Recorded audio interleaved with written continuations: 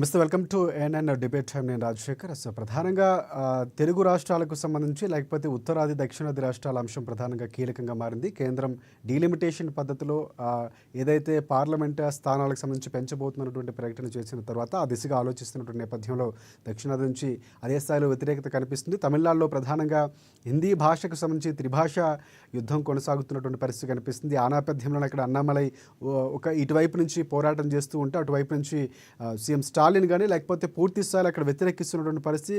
రీసెంట్గా కమల్ హాసన్ కూడా స్పందించారు. దీన్ని ఇండియాని కాస్త హిందీగా మార్చేస్తారంటూ కూడా కొన్ని కీలక వ్యాఖ్యలు చేశారు. సో ఈ నేపథ్యంలో ఇక్కడ తెలుగు రాష్ట్రాలకు సంబంధించి ప్రధానంగా కాంగ్రెస్ పార్టీ అధికారంలో తెలంగాణ నుంచి కూడా అదే స్థాయిలో వ్యతిరేకత వినిపిస్తుంది. తెలుగు భాషకు ప్రాధాన్యత ఇస్తున్నాం, భాషలు రక్షించుకోవాల్సిన అవసరం ఉంది, దక్షిణాది రాష్ట్రాలకు మోసం చేసే ప్రయత్నం చేస్తున్నారు, సో ఈ కుట్రను తిప్పికొట్టాలి, అందరూ ఏకం కావాలని ఇప్పటికే సీఎం రేవంత్ రెడ్డి కూడా పిలుపునిచ్చినటువంటి పరిస్థితి. కానీ పూర్తి స్థాయిలో జనాభా ప్రాతిపదికన నియంత్రణను పాటించినటువంటి రాష్ట్రాలకి అన్యాయం జరుగుతుంది అంటూ ఉంటే అటువైపు నుంచి కేంద్రం మాత్రం చేయాల్సిన అవసరం ఉంది అని చెప్తున్నటువంటి పరిస్థితి కనిపిస్తుంది. దానికి సంబంధించి కొన్ని క్యాలిక్యులేషన్స్ కూడా బీజేపీ పార్టీ చెప్తుంది, కేంద్ర ప్రభుత్వం చెప్తుంది. సో ఇవన్నిటికి సంబంధించి ఈరోజు డిబేట్ పాయింట్లో మనం చర్చిద్దాం.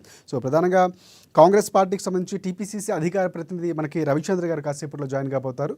వారికి నమస్కారం. అలాగే BJP state OBC Morcha vice president మనకి శ్రీకాంత్ గారు మనకి జాయిన్ అయ్యారు, వారికి కూడా ప్రత్యేక నమస్కారం. అలాగే ప్రముఖ రాజకీయ విశ్లేషకులు బండారు రామ్మోహన్ రావు గారు మనకి అందుబాటులో ఉన్నారు, వారికి కూడా ప్రత్యేక నమస్కారం. ముందుగా రామ్మోహన్ రావు గారి దగ్గరికి వెళ్దాం. రామ్మోహన్ రావు గారు నమస్తే. నమస్తే రాజశేఖర్. ఒకసారి పార్టీల వర్షం తీసుకునే ముందు అసలు డీలిమిటేషన్ కేంద్ర ప్రభుత్వం ఒక స్ట్రాటజీ మీద వెళ్తుంది. సో పెంచాల్సిన అవసరం ఉంది పార్లమెంటు స్థానాలు, ఇటువైపు భాషకు సంబంధించినటువంటి ఇష్యూస్ జరుగుతున్నవన్నీ మీకు తెలిసింది. అసలు డీలిమిటేషన్కి సంబంధించి ప్రభుత్వం తీసుకున్న నిర్ణయాలు ఏ విధంగా చూడొచ్చు, దానికి సంబంధించి మీరేమంటారు?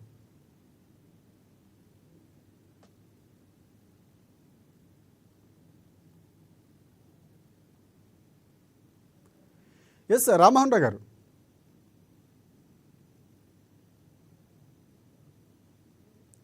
రైట్, వానికి వాయిస్ క్లారిటీ లేదు. అండ్ ఒకసారి మనం శ్రీకాంత్ దగ్గరికి వెళ్దాం. శ్రీకాంత్ గారు నమస్తే అండి.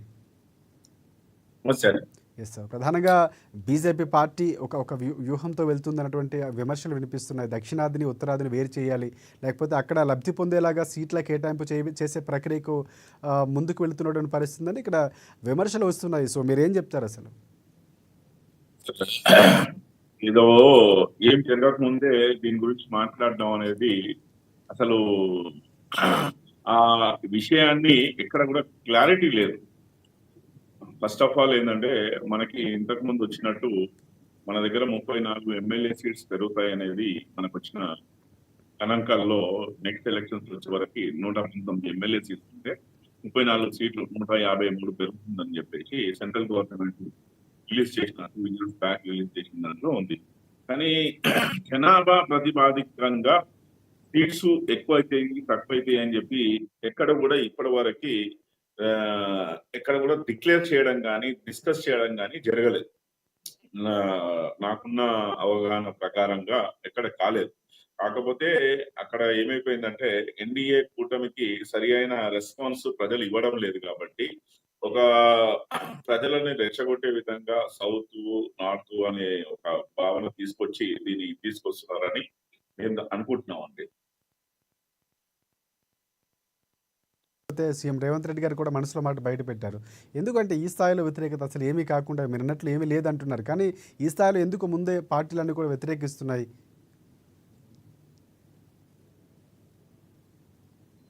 శ్రీకాంత్ గారు. ఏంటండి? ఎస్, అంటే ఎందుకు పార్టీలన్నీ కూడా అసలు పూర్తిగా ఒక ప్రొసీజర్ స్టార్ట్ కాలేదని మీరు క్లియర్గా చెప్తున్నారు, దానికి సంబంధించిన విధి విధానాలు ఎక్కడ ప్రకటించలేదు, కానీ ఎందుకు ఆ ఊహాగానాలు లేకపోతే ఎందుకు ఈ స్థాయిలో వ్యతిరేకించాల్సిన అవసరం వచ్చిందంటారు పార్టీ? గత 1.5 year నుంచి ఏవైతే పార్లమెంట్ ఎన్నికలు జరిగిన తర్వాత ఎక్కడ కూడా సక్సెస్ దొరకట్లేదు. సో రాబోయే కాలంలో తమిళనాడులో ఎలక్షన్ జరిగేటుంది. సో తమిళనాడులో ఎలక్షన్ జరుగుతుంది. సో ఇండియా కూటమికి పార్లమెంట్ ఎలక్షన్స్ లో కానివ్వండి, దాని తర్వాత జరిగిన ఎలక్షన్స్ లో కానివ్వండి దెబ్బతాకింది. సో ఇలాంటిది ప్రాంతీయ విభేదాలను చేసేసుకొని తీసుకొచ్చినప్పుడు ఒక సానుభూతిని పొందొచ్చు, హిందీ భాష అని రుద్దుతున్నారని అది చేస్తున్నారని చెప్పేసి చేయడానికి ఒక అంశాన్ని తీసుకున్నారని నేను అనుకుంటున్నానండి. రైట్, ఒకసారి మన కాంగ్రెస్ పార్టీ వర్షన్ కూడా విందాం. మనకి రవిచంద్ర గారు జాయిన్ అయ్యారు. రవిచంద్ర గారు నమస్తే అండి. ఎస్ సార్, రవిచంద్ర గారు ప్రధానంగా అంటే కాంగ్రెస్ పార్టీకి సంబంధించి కూడా స్టాండ్ బయట పెట్టారు. స్టాలిన్తో పాటు నేను కూడా సై అంటూ రేవంత్ రెడ్డి గారు ప్రకటించారు. సో రావాల్సిన వాటాలు రావట్లేదని ఆయన చెప్తున్నటువంటి పరిస్థితి కనిపిస్తుంది. అందరూ ఏకం కావాలి దక్షిణాది రాష్ట్రాలన్నీ కూడా. సో అలాంటి అవసరం ఉంది, ఆ ఉనికిని కాపాడుకోవాల్సిన అవసరం ఉందని చెప్తున్నటువంటి పరిస్థితి కనిపిస్తుంది. సో ఇక్కడ బీజేపీ పార్టీ నిర్ణయాన్ని ఏ విధంగా చూస్తారు? మీ పార్టీ స్టాండ్ ఏంటి? రవిచంద్ర గారు ఒక విషయం అయితే ఎస్ చెప్పండి. వినిపిస్తుందా సార్? ఎస్ వినిపిస్తుంది, చెప్పండి రవిచంద్ర గారు. ముందుగా ప్యానల్ లో ఉన్నటువంటి మిత్రులకు నమస్కారం, మరి మీ టీవీ యాజమాన్యానికి కూడా నమస్కారం సార్. అయితే ఇక్కడ ఇప్పుడు డీలిమిటేషన్ సమస్యను తీసుకున్నట్లయితే భారతదేశం అంతా ఏకతాటి పైన భారతదేశం ఒకటే ప్రభుత్వం కేంద్రంలో నడిపిస్తుంది కాబట్టి ఉన్నటువంటి రాష్ట్రాలు ప్రతి రాష్ట్రానికి సమాన న్యాయం చేయాలని కోరుకునే దాంట్లో ముందు తెలంగాణ రాష్ట్రం ఉంటుంది, రాష్ట్ర ప్రభుత్వం కూడా ఉంటుందండి. ఇక్కడ డీలిమిటేషన్ ప్రతిపాదికన చూసుకుంటే కేంద్ర ప్రభుత్వం ఏదైతే నిర్ణయాలు తీసుకుంటుందో అంటే రాష్ట్ర జనాభా ప్రాతిపదికన తీసుకుంటుందని ఒక నానుడి ఉంది కాబట్టి రాష్ట్ర జనాభా ప్రాతిపదికన తీసుకుంటే దక్షిణాది రాష్ట్రాలకు తీవ్ర అన్యాయం జరుగుతుంది అనేది దక్షిణాది రాష్ట్రాల్లో పాలించేటువంటి ప్రభుత్వాలది, అక్కడ ఉన్నటువంటి ముఖ్యమంత్రుల వారి యొక్క ఆలోచన. ఆ రకంగా చేస్తే దక్షిణాది రాష్ట్రాలు చాలా నష్టపోతాయి. కాబట్టి దక్షిణాది రాష్ట్రాలు జనాభా ప్రాతిపదిక కాకుండా ఉత్తరాది అయినా దక్షిణాది అయినా అక్కడ ఉన్నటువంటి సీట్ల ప్రతిపాదికన డీలిమిటేషన్ చేసి సీట్ల సంఖ్యను పెంచాలని కోరుకుంటున్నాం. అయితే ఇక్కడ దీనికి ఉదాహరణ కూడా ఏంటంటే మనకు అమిత్ షా గారు చేసిన ఆరోపణలు ఏం చేశారు, దక్షిణాది రాష్ట్రాలలో ఎక్కువ సంఖ్యలో సీట్లు పెరగకపోవచ్చు అనే ఒక మాటను వాళ్ళు ప్రతిపాదన పెట్టడం వల్ల ఇది జనాభా ప్రాతిపదికనే మాత్రమే ఈ డీలిమిటేషన్ జరుగుతుంది, రాష్ట్రాల్లో ఉన్నటువంటి ఎంపీ సీట్ల సంఖ్యా ప్రకారం జరగదు అనే ఒక అనుమానం తెరపైకి వచ్చేసి దీనిపైన ఏ రాష్ట్రంలో ఉన్న ప్రభుత్వం అయినా దీన్ని వ్యతిరేకించే ప్రయత్నం చేస్తున్నాయండి. రైట్, మనకి బండారు రామ్మోహన్ రావు గారు ఉన్నారు. రామ్మోహన్ రావు గారు నమస్తే. రైట్, రామ్మోహన్ రావు గారు చెప్పండి. అంటే ప్రధానంగా రెండు పార్టీలు వర్షం విన్నాం. అసలు ఇది ఎందుకు ఏంటి ఇంత వేరియేషన్ రావాల్సిన అవసరం ఉంది? కేంద్రం తీసుకున్న నిర్ణయం సరైనది కాదంటారా? ఎందుకు అంటే విమర్శలు చేస్తున్న దక్షిణాది ఉత్తరాది ప్రాంతీయ భేదాలు, మళ్ళీ భాషలు రక్షించుకోవడానికి మళ్ళీ ఉద్యమాలు కావాలి. సో ఈ నేపథ్యంలో విమర్శలు చేస్తున్నారు. అసలు ఏంటి కేంద్ర ప్రభుత్వం తీసుకునే విధానంలో ఏమైనా పొరపాట్లు ఉన్నాయంటారా? అసలు ఏమంటారు? అసలు రాజశేఖర్ గారు, మీకు, శ్రీకాంత్ గారికి, రవిచంద్ర గారికి అందరికి నమస్కారం. అట్లాగే అమ్మా న్యూస్ ప్రేక్షకులకు కూడా. అంటే శ్రీకాంత్ గారు మాట్లాడింది ఓన్లీ రాష్ట్ర విభజన చట్టంలో ఉన్న అసెంబ్లీ సీట్ల గురించి మాట్లాడారు. మనం మాట్లాడుకుంటుంది డిలిమిటేషన్ లో దేశంలో ఉన్న పార్లమెంట్ సీట్ల గురించి మాట్లాడుకోకూడదు. అది ముఖ్యం. అందుకని డిలిమిటేషన్ యాక్ట్ లో ఈ సీట్లు పెరగడం అనేది మన రెండు రాష్ట్రాలకి పరిమితం, అంతటికి కాదని. కనుక ఇది వేరే డిలిమిటేషన్ యాక్ట్ లో ఉంది.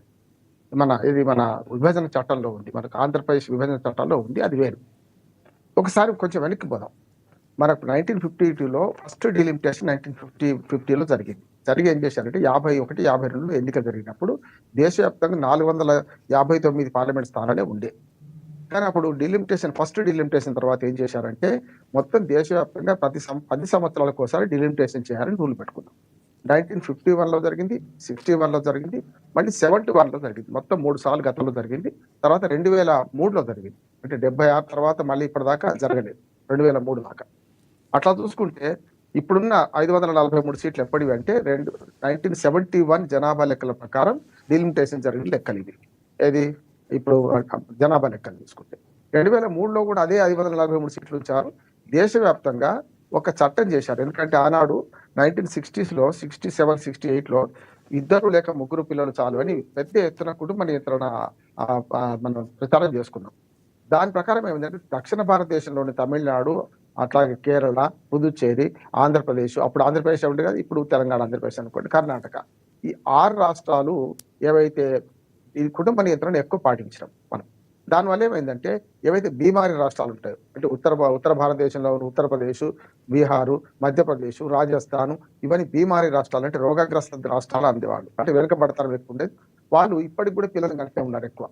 దాంతో ఏమైతే ఉత్తర దక్షిణ భారతదేశాల మధ్య జనాభా రేషు మారింది. ఒకనాడు దేశ జనాభాలో 23% ఉన్న మనము ఇవాళ 18% పడిపోయినాం దక్షిణ భారతదేశంలో నేను చెప్పిన 6 రాష్ట్రాల్లో. బేసిక్ ఇది. కనుక ఇప్పటిదాకా జరుగుతున్న ఏదైతే డిలిమిటేషన్ 3 సార్లు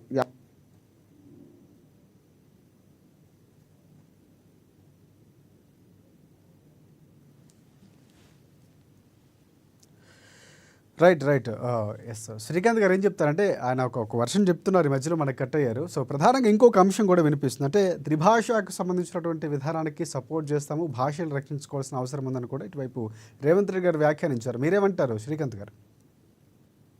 ఇది ఏదో ఒక స్టేట్మెంట్ ని పట్టుకొని చేయడము, డిస్కషన్ పెట్టడము, దీని గురించి రెచ్చగొట్టడం అనేది నేనైతే కరెక్ట్ కాదనుకుంటున్నాను.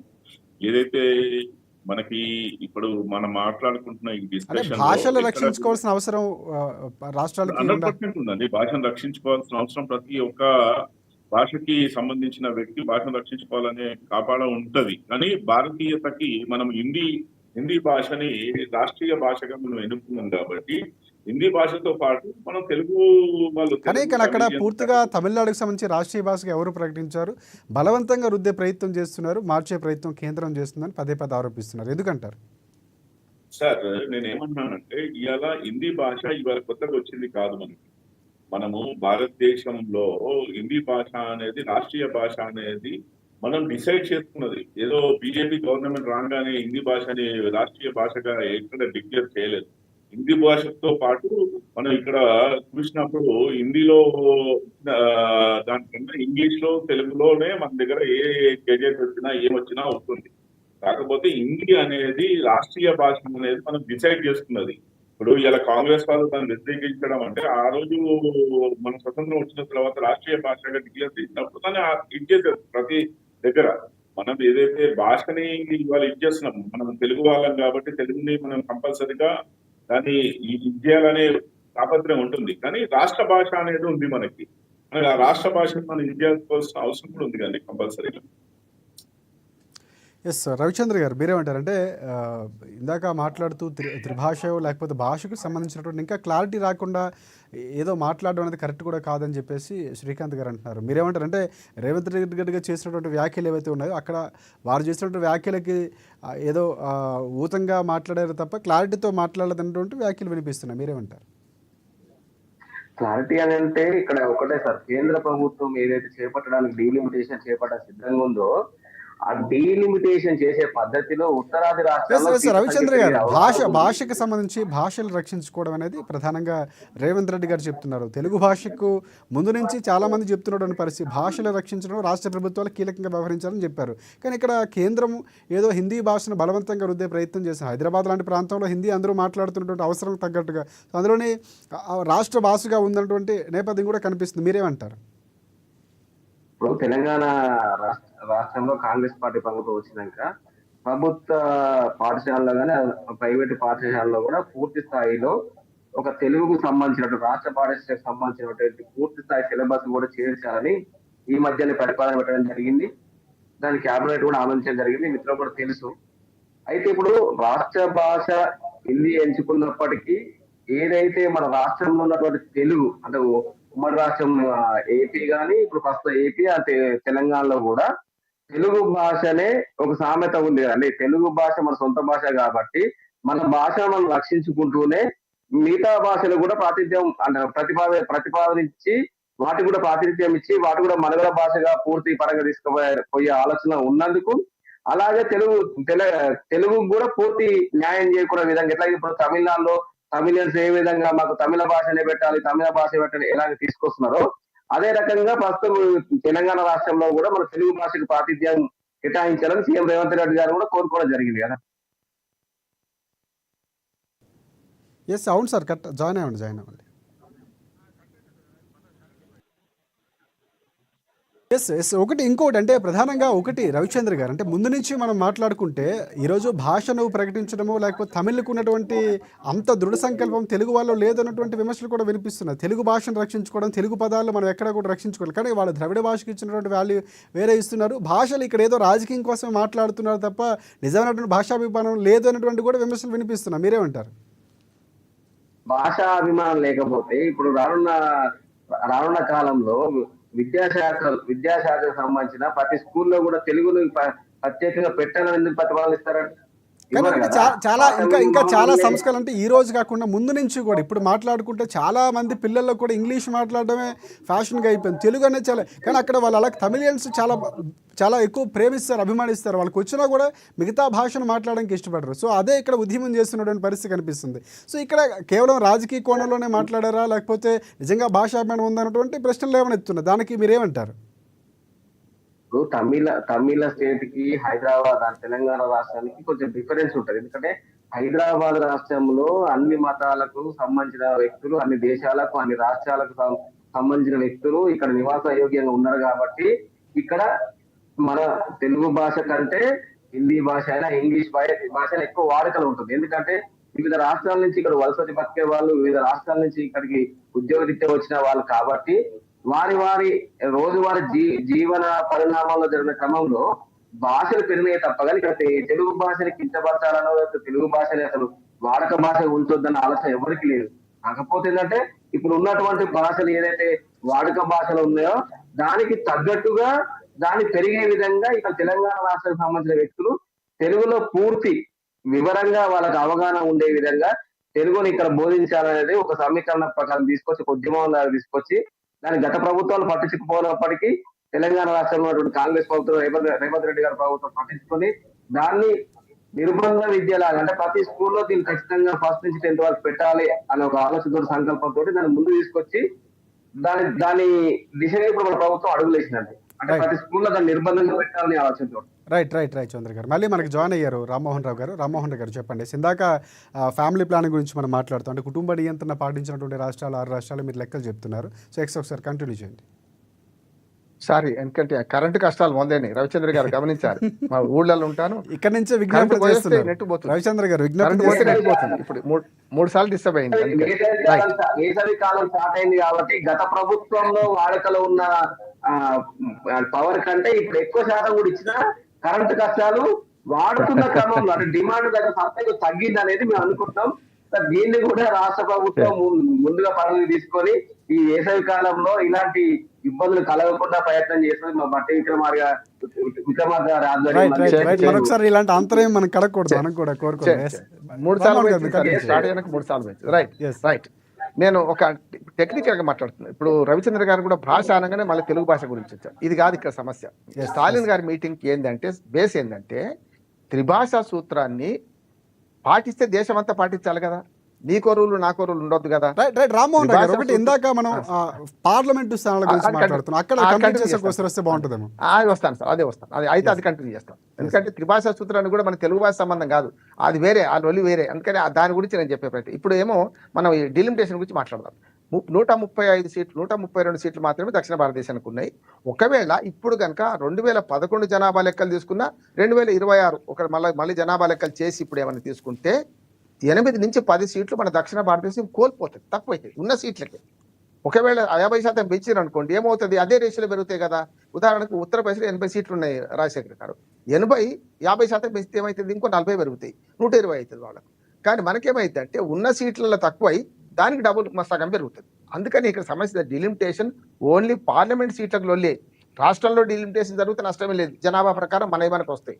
కానీ పార్లమెంట్ సీట్లకు వచ్చేకల్లా ఈ వేరియేషన్ ఉంటుంది కనుక మనం ఏం కోరుతున్నామంటే, స్టాలినే కాదు, గతంలో పవన్ కళ్యాణ్ గారు అది ఎన్డీఏ కూటమిలు ఉండుకుంటూ కూడా బీజేపీ జనసేన ఉన్నప్పుడు కూడా దక్షిణ భారతదేశానికి అన్యాయం జరుగుతుంది, ఒక దేశంలో దేశ విభజనను కోరుకుంటారేమో దక్షిణ భారతీయులు అనే మాట అతి తీవ్రంగా స్టాలిన్ నిన్న మాట్లాడుతున్నాడు. కానీ పవన్ కళ్యాణ్ గారు కూడా గతంలో అన్నారు కదా. కానీ రామ్మోహన్ గారు ఇప్పుడు మాట్లాడాల్సిన అవసరం ఉందంటారా? పవన్ కళ్యాణ్ గారు ఇప్పుడు అందులో భాగంలో ఉన్నారు, నేను చెప్తాను, నేను ఆ లెక్కలని చెప్తాను రాజశేఖర్ గారు. ఎందుకంటే కొంచెం అకాడమిక్ డిస్కషన్ కనుక ఇప్పుడు మాట్లాడాను. ఎందుకు మాట్లాడంటే ఎన్డీఏ కూటమిలో ఉన్నాడు పూర్తిగా మూడు రాష్ట్రాలు కనుక, మూడు పార్టీలు కనుక.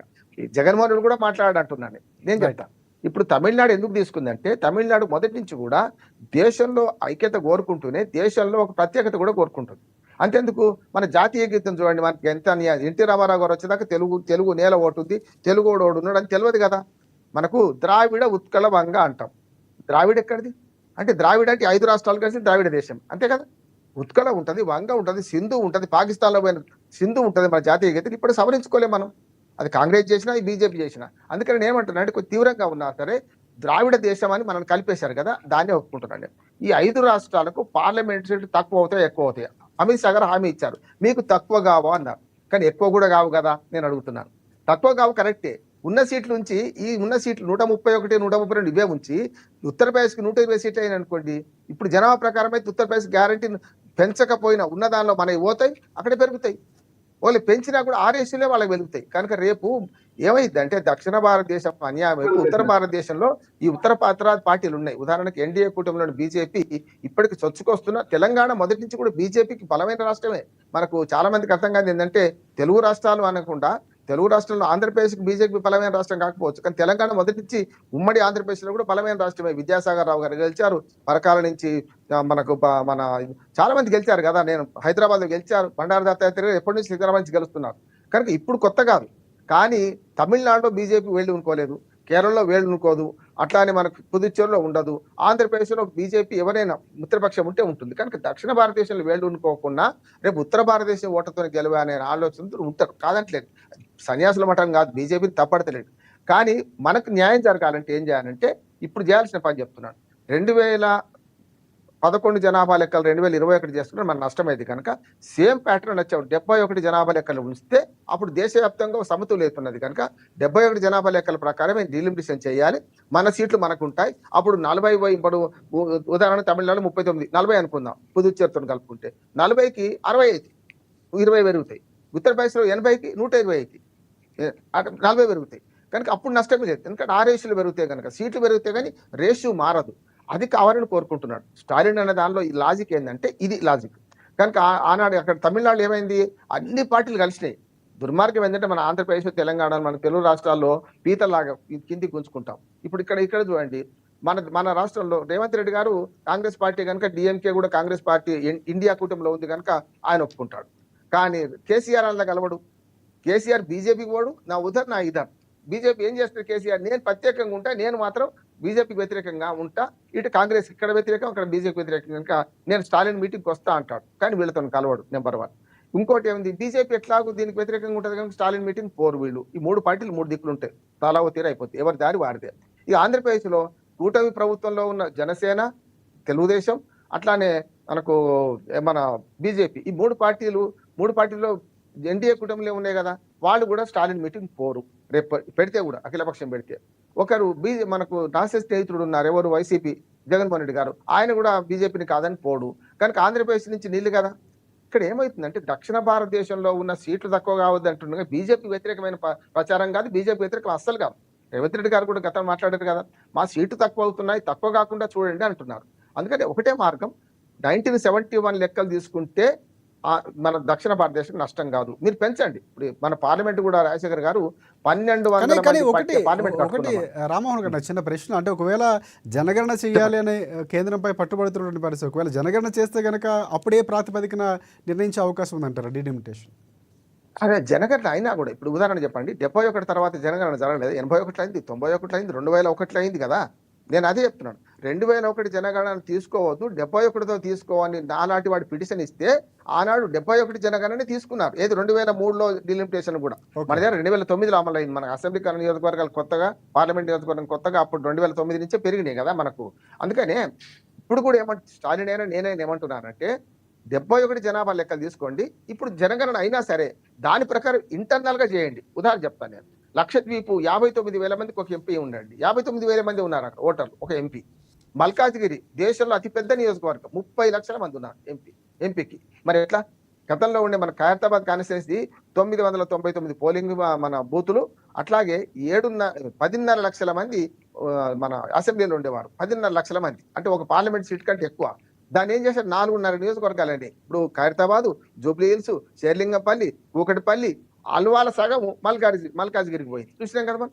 అంటే ఇంత కాన్ఫ్లిక్ట్ ఉన్నది. కనుక దేశవ్యాప్తంగా కూడా ఒకే రాష్ట్రాల్లో ఒకే ఉదాహరణ ఒక మాట చెప్తాను, నిజంగానే delimitation with in the state చేసి సీట్లు నేను అన్న ప్రకారం పెంచితే బీజేపీ కూడా లాభం, వాళ్ళకు కూడా చెప్తాను. లాభం లేకుండా ఏ పార్టీ ముందుకు రాదు.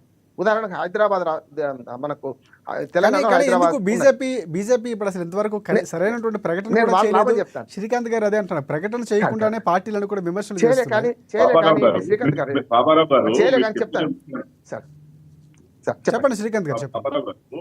మీరు చెప్పిన విషయము కరెక్టే, కాదంటలేదు. నేను ఏమంటున్నా అంటే ఇప్పుడు బీజేపీ దాని మీద ఏమైనా స్టాండ్ తీసుకుందా, దాని గురించి అఫీషియల్ గా తీసుకుంటారు. ఏమైనా స్టేట్మెంట్ డిక్లేర్ చేసిందా?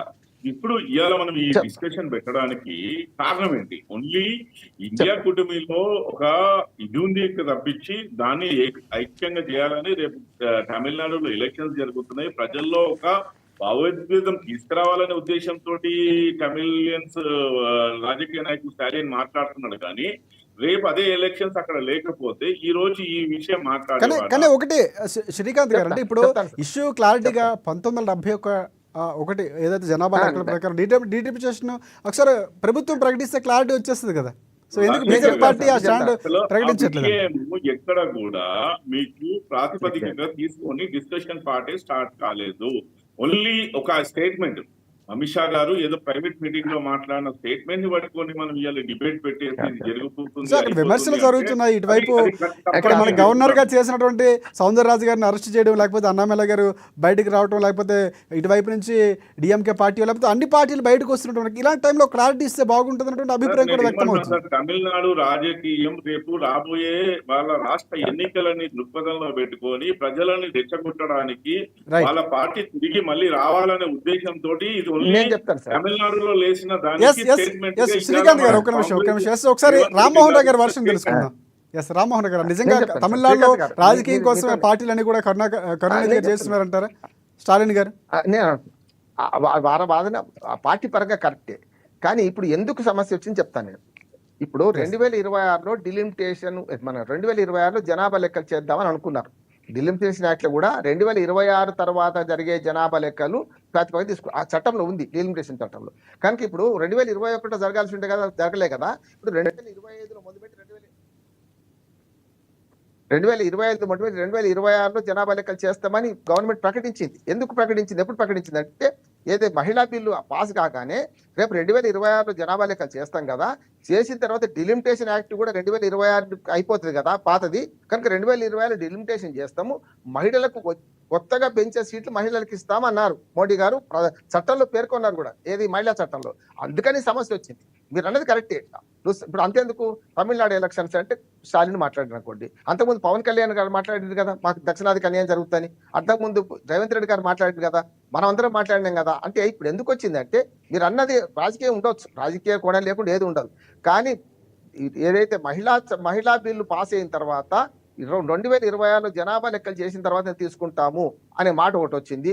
అట్లాగే డిలిమిటేషన్ యాక్ట్ లో కూడా మహిళా బిల్లు కూడా ఎప్పుడు అయితేట్టుంది అంటే 2029 ఎలక్షన్ల లోపు కావాలి అనుకుంటున్నాం. కనుక ఇప్పుడు డిలిమిటేషన్ యాక్ట్ మొదలు పెడతారని కానీ అనుకుంటున్నాం, జనాభా లెక్కల ప్రకారం వస్తుందని అనుకుంటున్నాం. కనుక సమస్య ఇక్కడ వచ్చింది కాదంటలేదు.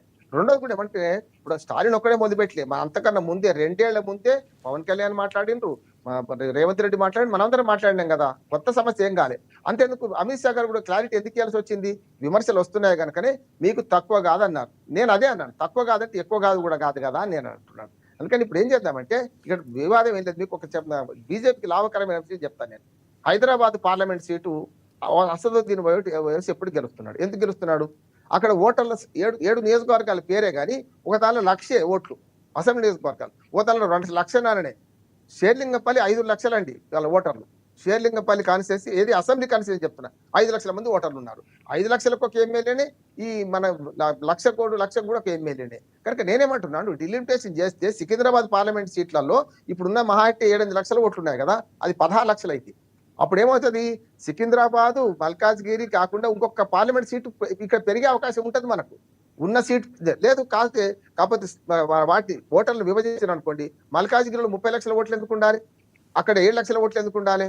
అంటే ఎంఐఎం బాగా గెలిచే సీట్లో ఓటర్లు కొత్త వాళ్ళు చేరుతారు, చుట్టుపక్కల మొత్తం రాజేంద్ర నగర్ అవన్నీ చేరుతాయి. అప్పుడు ఏమవుతుంది అంటే ఆటోమేటిక్ గా ఇష్టం అవుతుంది కదా, బీజేపీ లాభం అంటున్నాను ఇవి ఇట్లా చేస్తే. అంటే ఇక్కడ మతపరంగా చూసినా ఎట్లా చూసినా కొంత లాభం. ఇంకోటి కూడా ఒక్క నియోజకవర్గం అన్ని నియోజకవర్గాలు 10% మనకి 26-27 తర్వాత ఏ ఎలక్షన్స్ వచ్చినా 33% మనకి ఎమ్మెల్యే సీట్స్ కానీ ఇది కానీ లేడీస్ కి రిజర్వేషన్ చేయాలని చెప్పారు.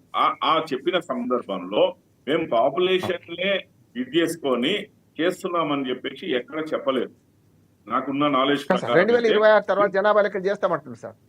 జనాభా లెక్క లెక్కలు చేస్తామంటారు, చేయించారు. అక్కడ అంటే సమస్య. మీరు చెప్పిన ప్రకారమే 1971 తర్వాత 3 సార్లు జనాభా లెక్కలు జరిగితే 1971 దాన్ని తమాషాగా తీసుకొని ఎన్నికలు జరుగుతున్నాయని మీరే చెప్పారు.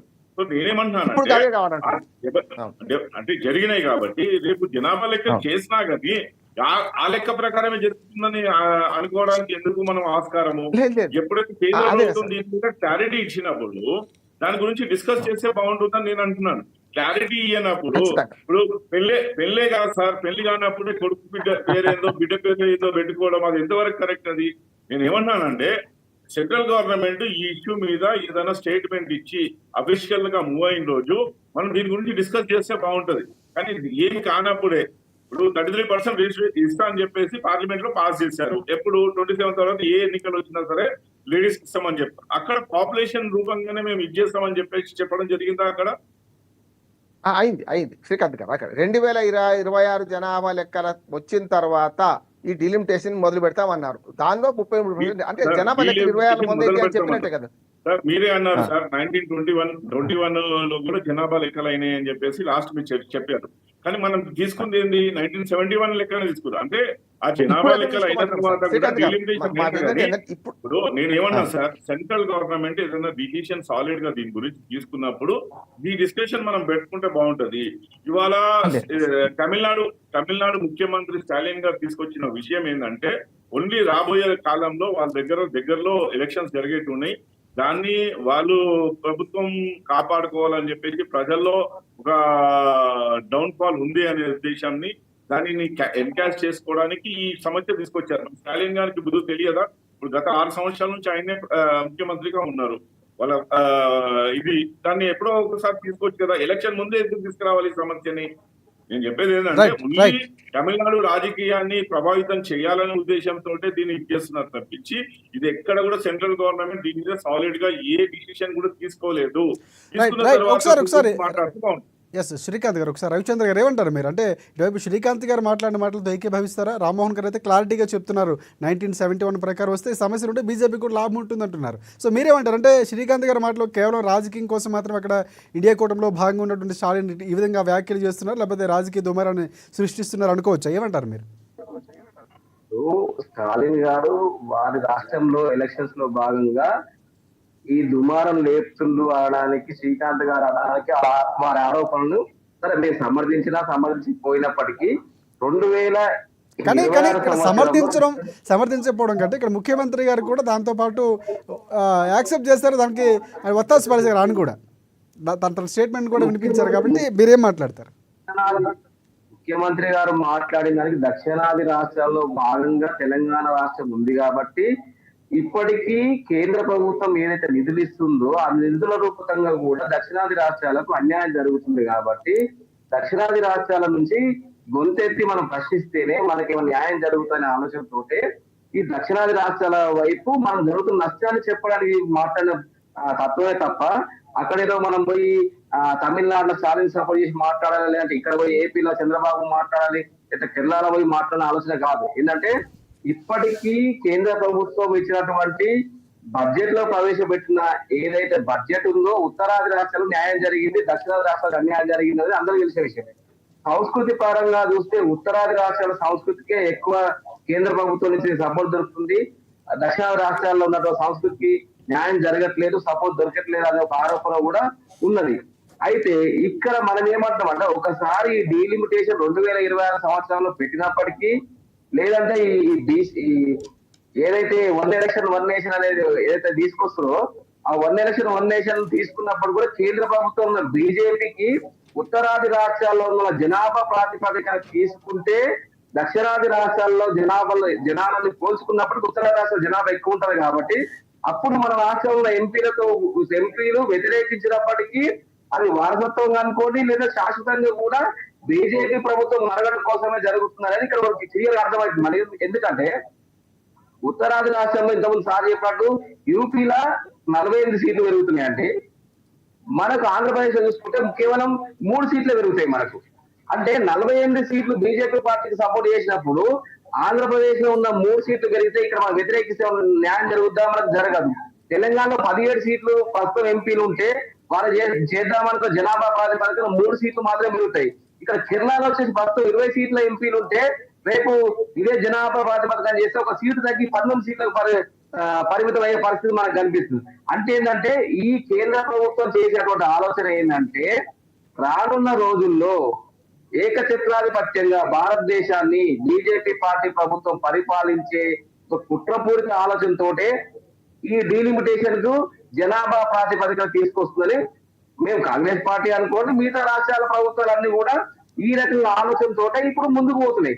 అది ఇంకా చిన్న ఎగ్జాంపుల్ మేము చెప్పాల్సుకుంది ఏంటంటే సార్, అంటే గతంలో ఈ తెలంగాణ రాష్ట్రాలకు మిగతా రాష్ట్రాలు కూడా జనాలను తగ్గించుకొని జనాభాను పెరగకుండా రేపు జనాలు పెరిగితే రాష్ట్రాల్లో ఉన్నటువంటి పరిస్థితుల దృష్ట్యా రాష్ట్రాలు దీన పరిస్థితి పోతాయనే ఆలోచనతోటి ఇద్దరు పిల్లలనే కేవలం కనాలైన ఒక ఆలోచనతో తీసుకొచ్చి దానికి సపోర్ట్ గా ఎవరైతే ఇద్దరు పిల్లలు అంటారో వాళ్ళకి రాన్న రాజకీయాల అవకాశాలు అని చెప్పేసి ఉద్యోగాల అవకాశాలు అని చెప్పేసి తీసుకొచ్చి జనాభా తగ్గించే ప్రయత్నం చేసింది. మిగతా ఉత్తరాది రాష్ట్రాలు సార్ చెప్పినట్టు ఏంటంటే వారికి ఇలాంటి ఆలోచన లేకుండా వాళ్ళకి ఏ రకమైన ఆలోచనతో వ్యక్తిగత ఆలోచనతో వాళ్ళ జనాలు పెంచుకుంటూ పోయారు. అది ఇప్పుడు మనకు శాపంగా మారుతుంది. ఇంతకుముందు సార్ ఎట్లా చెప్పినట్టే మనం రాష్ట్రాలకు వచ్చిన ఆదాయాన్ని రాష్ట్రాలకు ఉన్న వరాలతో దానికి సంబంధించినటువంటి జనాలను పెంచుకుంటూ పోవాలని మన ఆలోచన ఉంది. వాళ్ళకి ఆ ఆలోచన లేకుండా వాళ్ళ జనాభా ప్రాతిపదికన పెరుగుకుంటూ పోయి ఈ రోజు దక్షిణాది రాష్ట్రాలకు అన్యాయం జరిగే పరిస్థితి మనకు కనిపిస్తుంది. అయితే పార్టీ ఏదైనప్పటికీ కూడా రాష్ట్ర ప్రయోజనాల్లో మనం కోరుకునే వ్యక్తులం కాబట్టి అది పార్టీ మన పార్టీ అయినా లేకపోతే అపోజిట్ పార్టీ అయినా ప్రతిపక్షమైన మిత్రపక్షమైనా రాష్ట్రాలని చిన్న చూపు చూస్తుంది అనేది సబ్జెక్ట్ రవిచంద్ర గారు చెప్పారు. సార్, రవిశంకర్ గారు కాంగ్రెస్ ప్రభుత్వం ఉన్నప్పుడు 1947 నుంచి 2014 వరకు మనము నిర్మించిన రోడ్ల వెడల్పు వచ్చేసి తెలంగాణకు వచ్చేసి 2511 కిలోమీటర్లు అయితే 2014 నుంచి 22 వరకు 2500 కిలోమీటర్లు డెవలప్ అయింది తెలంగాణ. దాని తర్వాత ప్రస్తుతం నిర్మాణంలో ఉన్నాయి 2269 కిలోమీటర్లు. సో ఎక్కడ కూడా మీకు 32% మీకు ట్యాక్సెస్ లో ఇండైరెక్ట్ ట్యాక్సెస్ లో వాపసు వచ్చేది. 42% చేసిన చరిత్ర బీజేపీకి ఉంది. మీరు అన్నట్టు ఎవరు ఎక్కడ పర్సంటేజ్ పెంచి రాష్ట్రాలను ఆదుకోవాలనే ఉద్దేశంతో ఎక్కడైతే రెవెన్యూ వస్తుందో కానీ ఒకటి శ్రీకాంత్ గారు ప్రధానంగా సీఎం రేవంత్ రెడ్డి గారు కానీ కాంగ్రెస్ పార్టీని ఆరోపిస్తుంది. రూపాయి తీసుకుని 40 పైసలే తెలంగాణకి ఇస్తున్నారు, పన్నుల వాటలో నష్టం ఉందని చెప్పి. 32 పైసలు ఇచ్చింది కదా సార్, కాంగ్రెస్ రూల్ చేసింది 62 సంవత్సరాలు 63 సంవత్సరాలు. ఆ రోజు మరి కాంగ్రెస్ ప్రభుత్వం రూపాయి తీసుకొని 32 పైసలు ఇచ్చినప్పుడు అది కాదా? అది సెంట్రల్ గవర్నమెంట్ చేసింది కాదా? ఇవాళ రూపాయి తీసుకొని 32 పైసలు ఇస్తుందని రేవంత్ రెడ్డి గారికి ఇలా కొత్తగా వస్తుందా? అది కొత్త చరిత్ర నాది ఏం సార్ మాట్లాడేది? ఇవాళ రాష్ట్రానికి రావాల్సిన రాబడిని 40% చేసిన చరిత్ర మోడీ గారిది. ఇవాళ ఆయన మొత్తం భారతదేశంలో south India, east India, west India, north India అని చూడట్లేదు. ఇవాళ గత 9 సంవత్సరాలలో మనం స్టాటిస్టిక్స్ తీసుకుంటే 1,78,000 కోట్ల రూపాయలు మనకి రెవెన్యూ ఇదిగా వచ్చింది. రోడ్లకు వచ్చేసి 1,08,000 కోట్ల రూపాయలు మనకి రోడ్స్ డెవలప్ అయినాయి. తెలంగాణ సంగతి చెప్తున్నాను. రైల్వేస్ వచ్చేసి 32,823. 63 సంవత్సరాలు ఉన్న కాంగ్రెస్ నేను చెప్పిన ఫిగర్స్ లో అట్లీస్ట్ 20% కూడా చేయలేదు సార్. మీరు ఎలా అంటారు ఇలా సౌత్ ఇండియాకి అన్యాయం చేస్తుందని బీజేపీ? అదే విధంగా చూసుకుంటే శ్రీకాంత్ గారు ఫిగర్స్ వచ్చినాయి. నేనేమన్నానంటే ఏదో సమస్య ఏదైతే తీసుకురాలేదో పెళ్లి గాని పిల్లగానికి కొడుకు పుట్టినట్టు వాడి జాతకం చూపించుకున్నట్టు రేపు ఇది జరిగిపోతుందని భ్రమించడము చాలా తప్పు. దీని గురించి సెంట్రల్ గవర్నమెంట్ ఏదైనా ఇష్యూని బేస్ తీసుకొని దీని గురించి ఇచ్చేసిన రోజు కంపల్సరీగా మీతో పాటు మేము కూడా దాని గురించి మాట్లాడతాం. కానీ ఇవాళ ఏం జరిగిన దాని గురించి తీసుకొచ్చి ముంగడ రవిచంద్ర గారు మీరేమంటారంటే రాష్ట్రాలకు అన్యాయం చేసే ఉద్దేశం బీజేపీ పార్టీ కానీ మోదీ గారి కానీ లేదు, సమానంగా ఓటా ఇస్తున్నాం. గతంలో 32 పైసలు ఇస్తే మీరు ఏం చేస్తారు? మీ పార్టీ కాంగ్రెస్ పార్టీ ఇచ్చింది, కానీ రేవంత్ రెడ్డి గారు ఇప్పుడు 40 పైసలు ఇస్తున్నందుకు ఎంత మాట్లాడుతున్నారు? ఎప్పుడు ఇవ్వనటువంటి స్థాయిలో ఇచ్చింది. కనీసం ఇందులో 20% కూడా కాంగ్రెస్ పార్టీ ఇవ్వలేదు అంటున్నారు. మీరేమంటారు? గతంలో కేంద్రంలో కాంగ్రెస్ పార్టీ ప్రభుత్వం ఉన్నప్పుడు రాష్ట్రాల నుంచి పోయిన వాటా ఎంత ప్రభుత్వానికి, ప్రస్తుతము రాష్ట్రాల నుంచి కేంద్ర ప్రభుత్వానికి పోయిన శాతం ఎంత, దీన్ని కూడా మనం గ్రహించాలి. 15-20 సంవత్సరాల క్రితం ఉన్నటువంటి ప్రభుత్వాలకు ఉన్నటువంటి తెలంగాణ రాష్ట్ర ఆదాయము ప్రస్తుతం తెలంగాణ రాష్ట్ర ఆదాయం ఈక్వల్ ఉందా అండి? లేదు కదా. గడిచిన 17 సంవత్సరాల కింద తెలంగాణ రాష్ట్రం అయితే ఏ రకంగా అభివృద్ధి చెందిందో అందరూ తెలుసు. ఇంకొక చిన్న విషయం ఇక్కడ మిత్రులు చెప్పాల్సిన విషయం కూడా ఏంటంటే కేంద్ర ప్రభుత్వంలో ఉన్నటువంటి కొన్ని సంస్థలు అంటే మన రాష్ట్రానికి ఏదైతే మిలిటరీ విభాగంలో ఉన్న సంస్థలు సిఆర్పిఎఫ్ కానీ బిఎస్ఎఫ్ కానీ లేదంటే రైల్వే సంబంధించిన దానికి కాంగ్రెస్ పార్టీ ప్రభుత్వంలో ఉన్నప్పుడు పిఆర్సి రూపంలో అనుకోండి వాళ్ళకున్న శాలరీల పైన 5% అనుకోండి కేవలం 2004 నుంచి 14 వరకే 125% పెంచితే 2014 నుంచి 2024 వరకు మోడీ గారి ప్రభుత్వం పెంచిన శాతం 50% కూడా లేదు. అంటే ఎవ్రీ పిఆర్సీకి 1%, 2% పెంచుకుంటూ కేంద్ర ప్రభుత్వంలో ఉన్న ఉద్యోగులు ఏ రకంగా కూడా బాధపడుతున్న విషయాన్ని ఈ విషయంగా మీరు కూడా గ్రహించాలి. ఎందుకంటే మేము ఎంతసేపు ఈ రాష్ట్రానికి ఇచ్చింది కేంద్ర ప్రభుత్వం ఇంత విషయాన్ని శ్రీకాంత్ గారు చెప్తున్నప్పటికి కూడా కేంద్ర ప్రభుత్వం ఆధీనంలో పనిచేస్తున్న కొన్ని సంస్థలకు ఏ రకంగా వాళ్ళ కోతలు పెట్టిందో ఒకసారి కేంద్ర ప్రభుత్వం పునరాలోచించుకోవాలి. వాటికి కూడా న్యాయం చేసే దిశగా ముందుకెళ్ళాలి. ఎందుకంటే కాంగ్రెస్ ప్రభుత్వంలో ప్రతి రాష్ట్రం సంతోషంగానే ఉంది, ప్రతి ఉద్యోగస్తుడు సంతోషంగానే ఉన్నాడు, రావాల్సినటువంటి ఆదాయానికి కావాల్సిన డెవలప్మెంట్ కూడా చేశాడు. ఇది కేంద్ర ప్రభుత్వం ప్రస్తుతం ఉన్న బీజేపీ ప్రభుత్వం చూసుకుంటే ఒకసారి పునరాలోచించుకుంటే మనం పెట్టిన బడ్జెట్ దృష్ట్యానే మనం ఆలోచించుకోవచ్చు. బీహార్కి ఎంత ఇచ్చిండు, ఏపీకి ఎంత ఇచ్చిండు, కేరళకి ఎంత ఇచ్చినాడు, తెలంగాణకి ఎంత ఇచ్చినా ఒకసారి మనం ఆలోచించుకుంటే ఎవరిది ప్రభుత్వం ఎవరిది ప్రజాపాలన ఒక విషయం కూడా మనకు అర్థమైంది. సార్ ఇక్కడే నేను క్లారిటీ ఇవ్వాలనుకుంటా రవిచంద్ర గారు. ఆ ఫిగర్స్ తీసుకొని ఇంకోసారి డిబేట్ పెట్టుకుందాము. ఇవాళ మన ఇష్యూ వేరే ఉంది కాబట్టి మీరు ఒకసారి 2014కి బిఫోర్ మీరు ఫిగర్స్ తీసుకొని రండి. నేను 2004 నుంచి 2014 వరకు ఫిగర్స్ నా దగ్గర ఉన్నాయి, నేను తీసుకురావాల్సిన అవసరం లేదు. మీరు ఎంత 63 సంవత్సరాల్లో మీరు చేసింది ఎంత, మేము 10-11 సంవత్సరాల్లో మేము చేసింది ఎంత, ఆ రోజు వచ్చిన రెవెన్యూలోకించి 32% మీరు ఇస్తే మేము 42% ఇస్తున్నాం. రెవెన్యూ పెరిగిన దాంట్లోకించి ఇస్తున్నాం.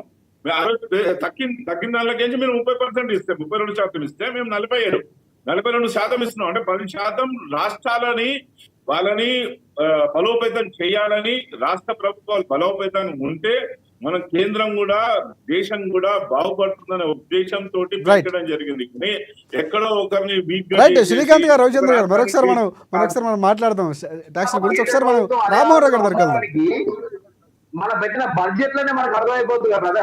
రైట్ ఒకసారి బడ్జెట్ గురించి మళ్ళీ మాట్లాడదాం. రవిచంద్ర గారు మనకు సమయం కూడా తక్కువ ఉంది. ఒకసారి రామ్మోహన్ గారి దగ్గరికి వెళ్దాం. ఎస్ ఒక్క నిమిషం. రామ్మోహన్ గారు చెప్పండి మీరు. అంటే ఫైనల్ గా ఇందాక నేను ఒక అంశం మాట్లాడదాం అనుకున్నా. చంద్రబాబు గారు కూడా పిల్లలు ఎక్కువ కడాలి అని ముందుగానే ఆయన ఇది రాకముందే, ఈ ఉద్యమం రాకముందే ఆయన ఒక స్టేట్మెంట్ ఇచ్చారు. ఏంటి అసలు ఏంటి దాని యొక్క ఆంతరం ఏంటి? అందులో భాగంగా ఉన్నారు కాబట్టి ఆయన కూడా లీక్లు వచ్చాయంటారా?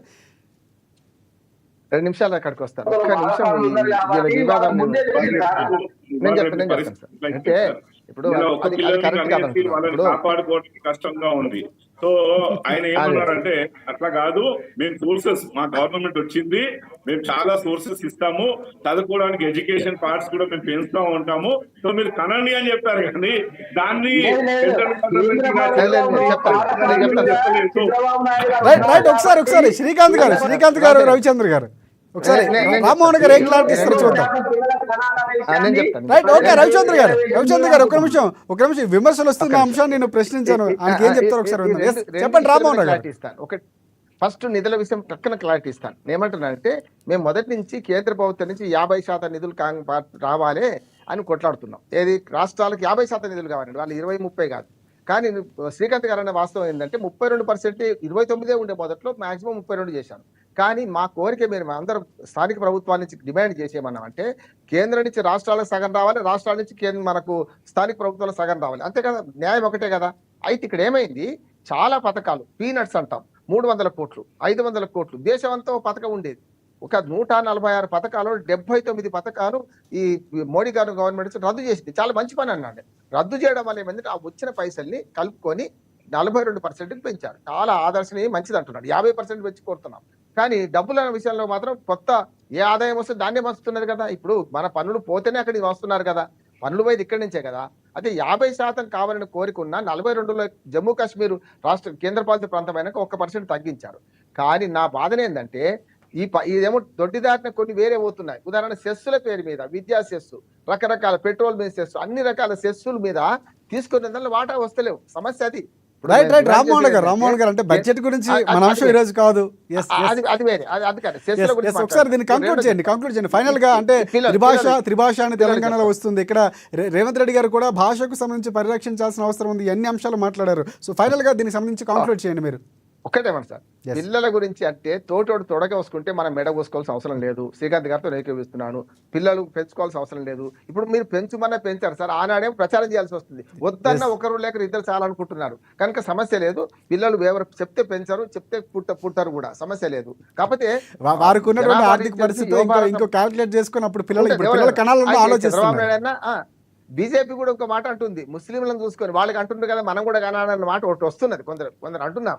కానీ ఇది కూడా తప్పే. చంద్రబాబు నాయుడు అయినా సరే, బీజేపీ అయినా తప్పే. రెండు చెప్తున్నాను. రెండోది ఏమంటానంటే, వాళ్ళు ఏదో డిమాండ్ చేసినట్టు పిల్లలు కనడానికి సిద్ధంగా ఎవరు లేరు, ఏది యూత్ కానీ ఎవరు కానీ. స్టాలిన్ కూడా అదే అంశాన్ని చెప్తున్నారు, పిల్లలు కనండి అని చెప్తున్నటువంటి పరిస్థితి. అవును, స్టాలిన్ అంటే కాదు సార్. ఇప్పుడు ఉత్తర భారతదేశం పెరుగుతుంది, దక్షిణ భారతదేశం వాళ్ళు పిల్లలు ఎక్కువ కానీ, లేకుంటే ముస్లింలు ఎక్కువ పిల్లలు అంటున్నారు కనుక బహిరంగంగా చెప్తున్నాను. నేను హేతువాదిని, నేను మతాలు కులాలు పాటించడం కాదు. కానీ ముస్లింలు ఎక్కువ అంటున్నారు, మనం కూడా ఎక్కువ అందామంటే ఇదేంటి? ఇప్పుడు ఎదుటి నా కన్ను ఒకటి పోతే మన రెండు కళ్ళు పోమని కోరుకుంటే కదా అంటున్నారు, తప్పు కదా అంటున్నారు. అందుకని ఇది ఈ వాదన కరెక్ట్ కాదు. ఏది తోటోడు తొడగోసుకుంటే మనం మెడ కోసుకోవడం కరెక్ట్ కాదు. ఏదైనా సరే త్రిభాష సూత్రంలో ఒక మాట చెప్పి ముగిస్తాను. త్రిభాష సూత్రంలో తెలంగాణ ఎప్పటి నుంచో ఒప్పుకున్నది. ఎందుకంటే మనం హిందీకి తక్కువ మార్కులు ఉమ్మడి ఆంధ్రప్రదేశ్లో ఇచ్చినాం, కానీ మనకు హిందీ వస్తే తెలంగాణ ప్రాంతానికి. కానీ సమస్య ఏంటంటే త్రిభాష సూత్రము దక్షిణాదికే వర్తిస్తుందా, ఉత్తరాదికి వర్తించదా? ఇప్పుడు ద్రవిడ భాష ఒకటి నేర్చుకోరా వాళ్ళు? నేను అదే అడుగుతున్నాను. ఇప్పుడు నేను బెంగళూరులో ఉన్నాను, బెంగళూరులో జరుగుతుంది అదే. ఓ రకంగా చెప్పండి, నిన్న దాకా 3 నెలలు ఉంటే బెంగళూరులో ఇప్పుడు కన్నడ భాష అనే పెరిగింది. ఎందుకు పెరిగింది అంటే చాలా మంది ఉత్తరాది వాళ్ళు వచ్చి అక్కడ అన్ని రకాల సాఫ్ట్వేర్ కంపెనీలకు వాళ్ళే అయిందంటే హిందీ భాష రుతున్నారని బాధ వస్తుంది వాళ్ళకు. కనుక తమిళనాడు పక్కన కన్నడ భాష చేరింది, రేపు ఆంధ్రప్రదేశ్ చేరుతుంది, తెలంగాణ కూడా చేరుతుంది. ఒకటే మాట, త్రిభాష సూత్రం ఒప్పుకోవాలి. కానీ హిందీ భాష దక్షిణాదిలో ఎట్లా పెడతా అంటున్నారో దాంట్లో జాతీయ విద్యా విధానం ఈ విధానం ఏంటి సార్? ఇది కూడా ఒకటి అక్కడ విమర్శిస్తున్నటువంటి పరిస్థితి. అదే జాతీయ విద్యా విధానంలో హిందీని మిగతా రాష్ట్రాలు పాటించమంటున్నారు. కానీ నేనేమంటున్నానంటే హిందీ భాష రాష్ట్రాలలో కూడా ద్రవిడ భాషలు ఒకటి నేర్చుకోమని ఎందుకు పెట్టరు రూల్ అని నేను అంటున్నాను. అప్పుడు ఈ సమస్య ఉండదు. ఎవరు స్టాలిన్ మాట్లాడారు, మీరు మాట్లాడారు, నేను మాట్లాడు, శ్రీకాంత్ గారు మాట్లాడారు. ప్రశ్న సొల్యూషన్ రెండు సమస్యకి పరిష్కారం కూడా అక్కడే ఉందంటారు. అక్కడే ఉంది సార్. నేను ఏమంటున్నాను, హిందీ భాష మనకి ఎట్లా నేర్చుకోవడం కరెక్ట్ అంటున్నాను, జాతీయ సమైక్యతవాదిని నేను. కానీ ఇక్కడ నేర్చుకోమన్నప్పుడు ఈ 5 రకాల ద్రవిడ, ఇదే కాదు, బెంగాలీ వేరే ఉంది, పంజాబీ వేరే ఉంది, మరాఠీ ఉన్నది, ఎన్ని ఉన్నాయి సార్ భాషలు మనకు. కనుక ఒకనాడు ఉమ్మడి హైదరాబాద్ స్టేట్ లో 4 భాషల వాళ్ళు కలిసి ఉన్నాం సార్. మరాఠీ, కన్నడము, తెలుగు, ఉర్దూ అధికార భాష అప్పుడు హైదరాబాద్ స్టేట్ లో. దాంతో పాటు ఇంగ్లీష్, హిందీ కూడా అప్పుడు ఉన్నాయి కదా, 6 భాషలు. మీరు ఔరంగాబాద్ స్టేషన్ పోండి, ఔరంగాబాద్ రైల్వే స్టేషన్ ఇప్పటికి కూడా ఈ 6 భాషలలో రాసి ఉంటుంది, పాత బోర్డు చూస్తే, పాత రాతి మీద. కనుక నేనేమంటున్నా అంటే త్రిభాష సూత్రం దక్షిణాదికే మాత్రమే కాదు, ఉత్తరాది కూడా వర్తింపజేయండి. దక్షిణాది భాషలు ఉత్తరాది వాళ్ళు నేర్చుకోండి చేయండి, అప్పుడు బాగుంటది కదా అంటున్నాను. Right, thank you Rammohan Rao గారు. అండ్ ప్రధానంగా రవిచంద్ర గారు మీకు కూడా ప్రత్యేక ధన్యవాదాలు, శ్రీకాంత్ గారు మీకు కూడా ధన్యవాదాలు. అండ్ ప్రధానంగా చూద్దాం, ఇంతవరకు శ్రీకాంత్ గారు ముందే చెప్పారు అసలు ఏమీ లేకుండానే దీనిపై అవసరమా, ఖచ్చితంగా అప్పుడు మాట్లాడదాం, అవసరమైతే సపోర్ట్ కూడా ఉంటుందని మాట్లాడుతున్నారు. రవిచంద్ర గారు మాత్రం పూర్తిగా అన్యాయం చేయకుండా ఉండాల్సిన అవసరం ఉంది. సో దానికోసం మరొకసారి యూనిటీ అవ్వాలంటే ఏదైతే సీఎం రేవంత్ రెడ్డి గారు మాట్లాడుతున్నారు. సో ఓవరాల్గా చూసుకుంటే 1971 ప్రకారం ఒకవేళ డీలిమిటేషన్ జరిగితే ఎటువంటి నష్టం ఉండదు. సో ఆ ప్రాతిపదికన